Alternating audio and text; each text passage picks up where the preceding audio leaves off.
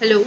आज हम second year का फर्स्ट टॉपिक करेंगे, जो कि है पारिवारिक आवश्यकताएं या फैमिली बॉन्ड्स। हमने लास्ट क्लास में किया था होम मैनेजमेंट क्या है, क्या आपकी जो है इम्पोर्टेंस है होम मैनेजमेंट की, इसकी क्या कैरेक्टरिस्टिक्स हैं। आज हम करेंगे पारिवारिक आवश्यकताएं या family bonds. Family bonds bonds क्या होती हैं या आवश्यकताएं क्या होती हैं। देखिए, एक होती है इच्छा। इच्छा क्या होती है कि मैं इच्छा कुछ भी कर सकती हूँ कि मेरे को मेरी इच्छा है कि मैं ऐसा करूँ, ऐसा घर बनाऊँ या ये बनाऊँ या वो करूँ। और इस आवश्यकता क्या है बेसिकली। आवश्यकता वो है जो कि मेरी इच्छा तो है ही, लेकिन इसको पूरा करने के लिए मैं इसके लिए प्रयासरत भी रहूँगी। इसको पूरा करने के लिए मेरे पास में रिसोर्सेज भी रहेंगे। तो उसे हम क्या कहते हैं, आवश्यकता। यानी आवश्यकता उस इच्छा को कहते हैं जिसकी संतुष्टि के लिए सामर्थ्य या मेरे अंदर एबिलिटी हो, तत्परता हो, मैं विलिंग हूँ उस काम को करने के लिए या उस आवश्यकता की पूर्ति करने के लिए।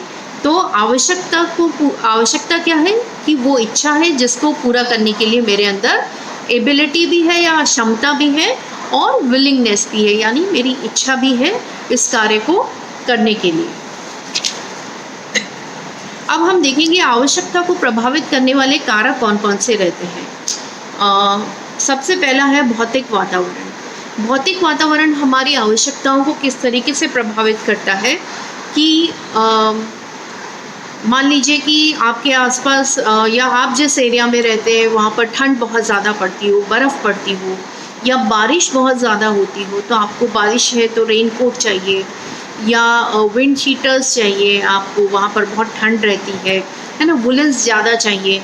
तो ये है आपका भौतिक वातावरण जो कि आपकी आवश्यकता को प्रभावित कर रहा है ना। होता है कि हम लोग जब सर्दियाँ आती हैं तो गर्म कपड़े जो है ख़रीदना पसंद करते हैं। गर्मियों के अंदर कॉटन्स जो हैं लेते हैं या हल्के जो कपड़े जो सूदिंग हो, इस तरीके के कपड़े। तो हम कह सकते हैं कि हमारी आवश्यकता जो है हमारे भौतिक वातावरण से प्रभावित रहती है। हम किस तरीके से या किस एरिया में रहते हैं, किस जगह पर रहते हैं, वो ये सब डिसाइड करता है। फिर है धार्मिक और नैतिक कारक। धार्मिक और नैतिक कारक क्या कहते हैं कि हम किस धर्म को बिलोंग करते हैं, तो हमारी आवश्यकता भी उसके अकॉर्डिंग होती है। कि मान लीजिए कि मेरे धर्म में है कि मुझे बुर्का पहनना है या मुझे कवर करके रखना है या एक पर्टिकुलर कपड़ा मुझे चाहिए, या मैं किसी ऐसे जिसमें मेरे को सिर ढक कर रखना है ना, या मेरी ड्रेसिंग जो है एक पर्टिकुलर तरीके से होनी चाहिए। तो फॉर एग्ज़ाम्पल मतलब इससे जो है मैं मेरी आवश्यकता हो जाएगी कि मुझे अलग अलग वैरायटी के वो चाहिए, फेस कवर्स हों। तो ये मेरा धर्म जो है वो डिसाइड कर रहा है कि मुझे मेरी आवश्यकता क्या है ना। कि पूजा पाठ के लिए आपको क्या चीज़ चाहिए वो आपका धर्म आपको बता रहा है। आपका खान पान कैसा होगा, हमारे धर्म से हम लोग काफ़ी हमारा खान पान जो है वो प्रभावित रहता है ना। किस तरीके की चीज़ें हम लोगों को चाहिए या हमारा रहन सहन कैसा होगा। फिर नैतिक कारक। नैतिक कारक क्या है कि कुछ लोग होते हैं बहुत कम में संतुष्ट हो जाते हैं, या मान लीजिए कि आपके घर में मेहमान बहुत आते हैं तो आपको उनका कंफर्ट भी देखना है कि हमारे यहाँ पे क्योंकि मिलने जुलने वाले बहुत आते हैं। अब नैतिकता ये कहती है कि जो आपके घर पर आ रहा है आप उसको एक कंफर्ट जोन दें, एक आराम से बैठने की जगह हो उनके लिए, या वहाँ पर पंखा हो या एसी हो या जो भी आपकी उसके अकॉर्डिंग नैतिकता के अकॉर्डिंग जो है आवश्यकता हो। नैतिकता बहुत सेंस में आ जाएगा। नैतिकता जैसे कि नैतिकता के तौर पे आपको किसी आने वाले को या जाने वाले को आप कुछ देते हो, या आपका ऐसा कोई ट्रेडिशन हो, है ना, आपको अलग अलग ओकेशंस पे गिफ्ट करने होते हैं। तो ये सब चीज़ें आपकी नैतिकता आपकी आवश्यकता को डिसाइड करती है। फिर है आर्थिक कारक। ये बहुत बड़ा फैक्टर है जो कि हमारी आवश्यकताओं को डिसाइड करता है। क्यों? क्योंकि अगर हमारा आर्थिक स्तर अच्छा होगा तो हमारी आवश्यकताएं भी हम बढ़ा लेते हैं। होता है ना, आपके हाथ में जितना पैसा होता है उस हिसाब से आपकी आवश्यकताएं बढ़ जाती हैं। और अगर आर्थिक स्तर जो है नीचा है या मिडिल इनकम ग्रुप को बिलोंग करते हैं तो हमारी आवश्यकताएं भी उसके अकॉर्डिंग रहती हैं, है ना। कि किस तरीके का आपका जीवन स्तर है। आपका आर्थिक स्तर क्या डिसाइड करता है, आपका जीवन स्तर, है ना। किस तरीके का आपका स्तर है तो आपको उसी तरीके का अपनी जो है अपने आप को, अपने घर को मेंटेन करके रखना पड़ेगा, तो वो आपकी आवश्यकताओं पर भी प्रभाव डालेगा। फिर है सामाजिक कारक। सामाजिक कारक कि आप समाज में क्या स्थान रखते हैं, या आप कितने सामाजिक हैं, आपकी कितनी बड़ी फैमिली है ना, आप कौन से रीति रिवाजों को मानते हैं, या सामाजिक स्तर एक सामाजिक कारक जैसे कि आपके समाज में जो है जो भी जैसे शादी होती है या किसी की डेथ भी हो जाती है तो भी एक पर्टिकुलर तरीके से जो है उस काम को किया जाता है। तो ये सारी चीज़ें जो है होता है ना कि आपने सुना होगा हमारे समाज में इतने लोगों को खाना खिलाया जाता है, पूरे गांव को खाना खिलाया जाता है। हालांकि ये चीज़ें कोई हम प्रमोट नहीं कर रहे हैं, ये बहुत अच्छी चीज़ें नहीं है, लेकिन जो भी समाज है जो डिसाइड कर देता है आपका सामाजिक जो सामाजिक दायरा होता है, तो उसके अकॉर्डिंग हमें काम करना पड़ता है और उसी के अकॉर्डिंग हमारी आवश्यकताएं रहती है। फिर है फैशन। ये भी बहुत एक जो है बड़ा फैक्टर है आवश्यकताओं को डिसाइड करने के लिए, क्योंकि आपने देखा होगा और आप लोगों के जो एज ग्रुप के जो बच्चे होते हैं उनके ऊपर तो इसका बहुत बड़ा प्रभाव रहता है, या उनके लिए एक बहुत बड़ा कारक होता है कि अब इसका फ़ैशन है और अब इसका फ़ैशन नहीं है तो अब ये काम के नहीं है, या अब इन कपड़ों का फ़ैशन है तो इस तरीके के कपड़े जो हैं हम लेकर आएंगे, है ना। तो हम ये डिसाइड कर लेते हैं कि हम कैसे डिसाइड करते हैं कि इसका फ़ैशन चला गया, अब इसका फ़ैशन आया है, तो अब वो जो नया फ़ैशन आया वो हमारी आवश्यकता बन जाती है कि इसको तो लेना ही पड़ेगा, क्योंकि अभी तो यही ट्रेंड में, इसी को पहनना पड़ेगा। ठीक है। फिर है आदत और स्वभाव।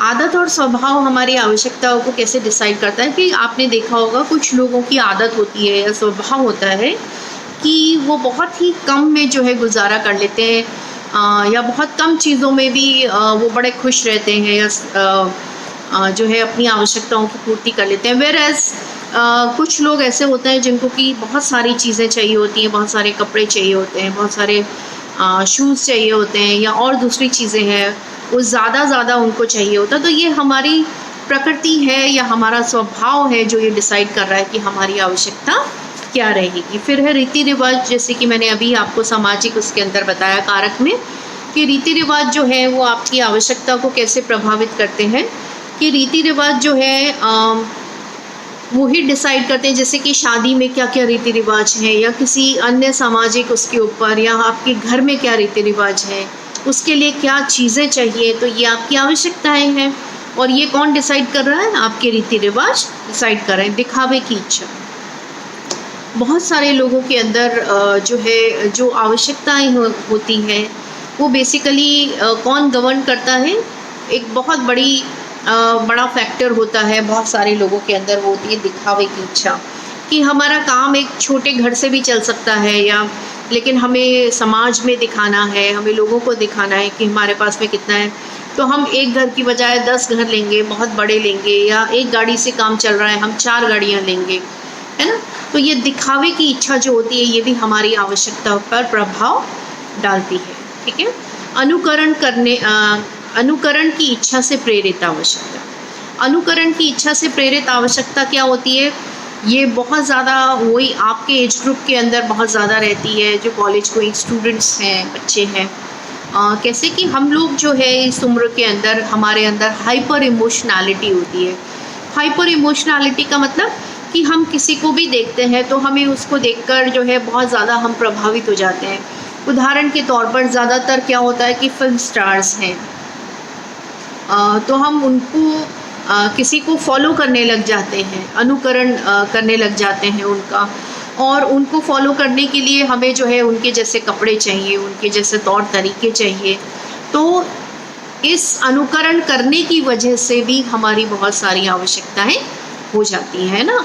हम किसी को भी अपना आइडियल बना लेते हैं कि मेरे को वो बहुत अच्छा लगता है, कोई भी अच्छा लगता है, तो आप उसको अननोइंगली भी आप उसको फॉलो करने लग जाते हैं, और उससे आपकी आवश्यकताओं में भी प्रभाव पड़ता है। उसके बाद है उत्पादकों द्वारा निर्मित आवश्यकताएं। उत्पादकों द्वारा निर्मित आवश्यकताएं जो आज के दौर में बहुत ज़्यादा है।